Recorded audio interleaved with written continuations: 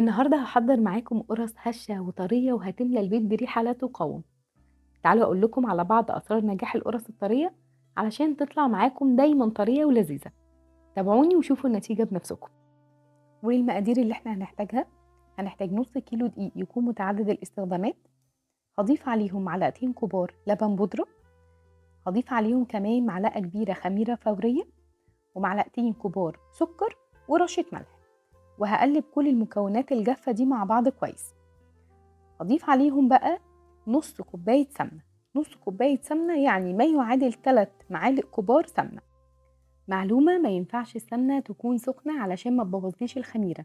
أنا هنا مسيحة السمنة وسايباها لغاية ما بردت خالص، وهبدأ أقلب الدقيق مع السمنة كويس جدا لحد ما الدقيق يشرب السمنة كلها. يعني هجيب شوية دقيق في إيدي وأبدأ أفركهم كده كويس لحد ما كل الدقيق ما يبقاش فيه أي تكتلات خالص. بعد ما الدقيق شرب كل السمنة هنضيف عليه 300 ملي حليب، ما يعادل ربع كيلو حليب وشوية صغيرين، وهنبدأ نعجنهم لمدة 7 دقايق بالعجين. ولو هنعجنهم على ايدينا هنعجنهم لمدة 15 دقيقة، مش أقل من كده، لأنه دوت السر اللي بيخلي القرص طالعة طرية جدا من جوه. وده شكل العجينة بعد ما عجناها، طالعة معانا طرية جدا وفي نفس الوقت متماسكة، ودوت المطلوب في العجينة بتاعتنا. هنغطي العجينة ونسيبها تخمر لمدة نص ساعة لو احنا في الصيف، لو احنا في الشتاء هنسيبها تخمر لمدة ساعة، ساعة ونص. ولحد ما العجينة تخمر نبدأ نجهز الحشوة. أنا هنا معايا قطعة عجوة مطرياها شوية في الميكرويف، هبدأ أضيف عليها معلقة كبيرة سمنة ومعلقة صغيرة قرفة ومعلقتين كبار سمسم، وابدأ أقلبهم كلهم مع بعض كويس. بصوا العجوة بقت طرية ازاي؟ معلقة السمنة اللي احنا ضفناها على العجوة خلتها طرية جدا. معلومة كمان: معلقة السمنة ديت بتخلي العجوة طرية حتى لما بنحطها جوه القرص ونحطها في الفرن، فاوعوا تنسوا تحطوا معلقة السمنة. ودي العجينة بعد ما خمرت وعدى عليها الساعة. هنبدأ نقسمها. لو عايزين القرص حجمها كبير ممكن نقسمها على 10 قرص، بس حجم القرصة هيبقى كبير.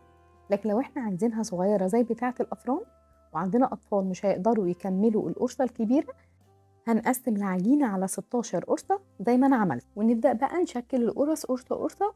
نبدأ نلم العجينة على بعض ونكورها زي ما انتم شايفين كده.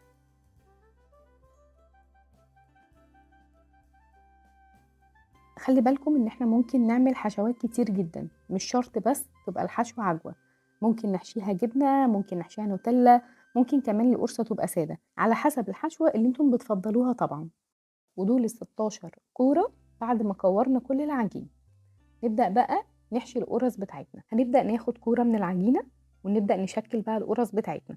نفرد العجينة بتاعتنا كويس جدا علشان العجينة لسه هتخمر تاني. وبعد كده نبدأ نحشي العجينة.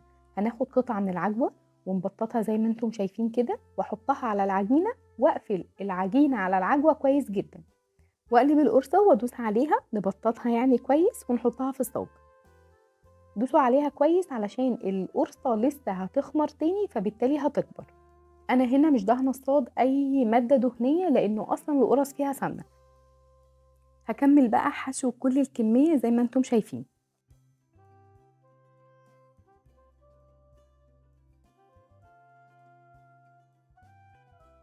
ودي كل الكميه بعد ما خلصت حشو القرص، 16 قرصه من نص كيلو دقيق بس. هنسيبهم يخمروا لمده نص ساعه، ولو احنا في شتاء هنسيبهم ساعه بالظبط. وبعد ما يخمروا هنبدا نحطهم في فرن تكون متسخنه من قبل على درجه حراره 220. وخلي بالكم الفرن لازم تبقى متسخنه من قبل، لان احنا لو حطيناها في فرن بارده القرص بتاعتنا هتطلع ناشفه. هحطها في الفرن على درجة حرارة 220 لمدة ربع ساعة بالظبط. بعد الربع ساعة القرص هتطلع مستوية من جوه.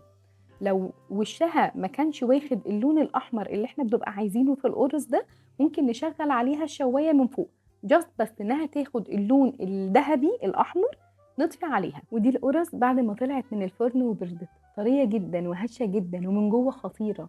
أتمنى تكون الوصفة عجبتكم وسهل عليكم في التجهيز. ما تنسوش تجربوها وتشاركوني في التعليقات، وطبعا ما تنسوش اللايك والاشتراك في ناري فود علشان يوصلكم كل جديد من وصفاتي.